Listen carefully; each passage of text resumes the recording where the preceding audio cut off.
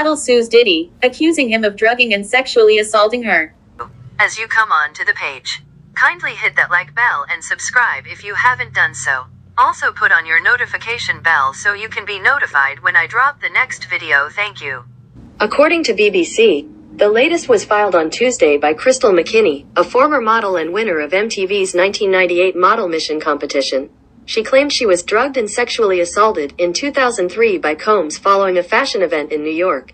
BBC News has contacted Diddy's representatives for comment on the claims. Multiple women have sued the hip-hop mogul, who apologized this week for beating a woman after video of the assault was made public.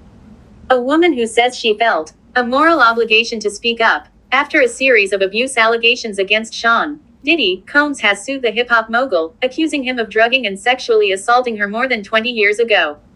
Crystal McKinney alleged in the lawsuit filed Tuesday in federal court in New York City that she was attacked at the rapper's New York City studio in 2003. Combs is the subject of a string of lawsuits from others who have accused him of sexual and physical abuse, rape, and serious illegal activity. McKinney filed her suit days after a video was made public of Combs beating his ex-girlfriend Cassie in a 2016 attack she detailed in a lawsuit that has since been settled. Representatives for Combs, 54, did not immediately respond to requests for comment Tuesday. Combs uploaded an apology to social media over the weekend, calling his behavior in the video inexcusable and saying he was going through a difficult time in his life when the attack happened. He said he sought therapy and entered rehab shortly afterward and was working to be a better man. He has previously denied all allegations of abuse and wrongdoing and vowed to clear his name. My behavior on that video is inexcusable.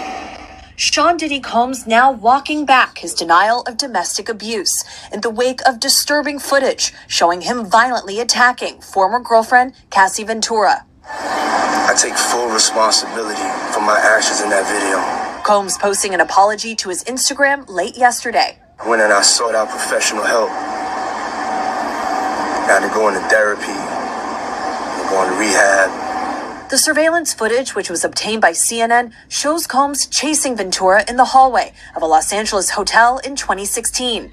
Combs is seen grabbing Ventura by the neck and throwing her to the ground before repeatedly kicking her and dragging her down a hallway.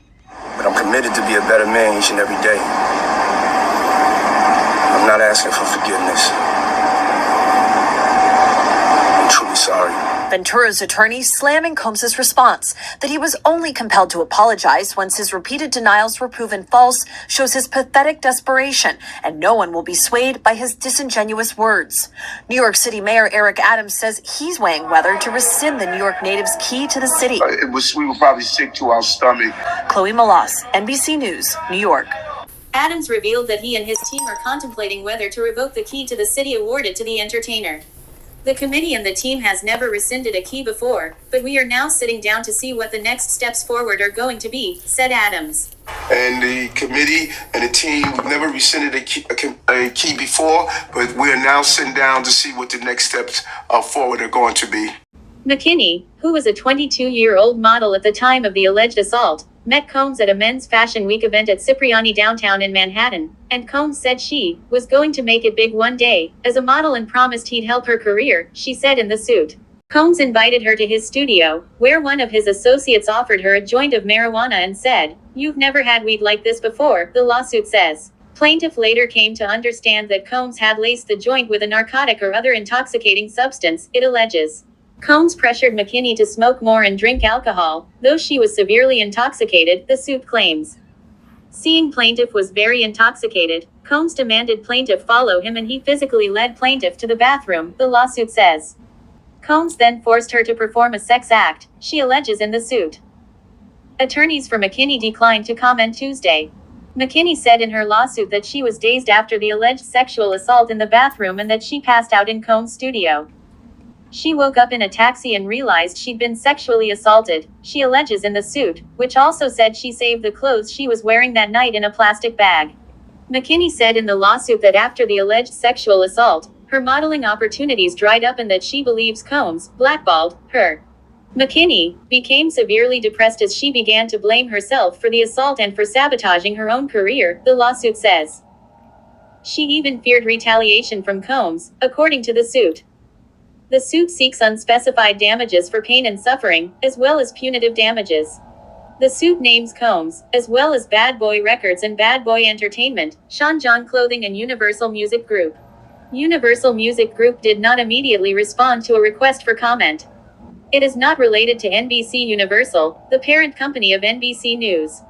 McKinney's is the seventh lawsuit filed in recent months against Combs, known for his music career and for founding Bad Boy Records, as well as TV shows like Making the Band and movie appearances. Ex-girlfriend Cassandra Cassie Ventura sued Combs in November, alleging rape and abuse during their relationship, including being punched, stomped and kicked.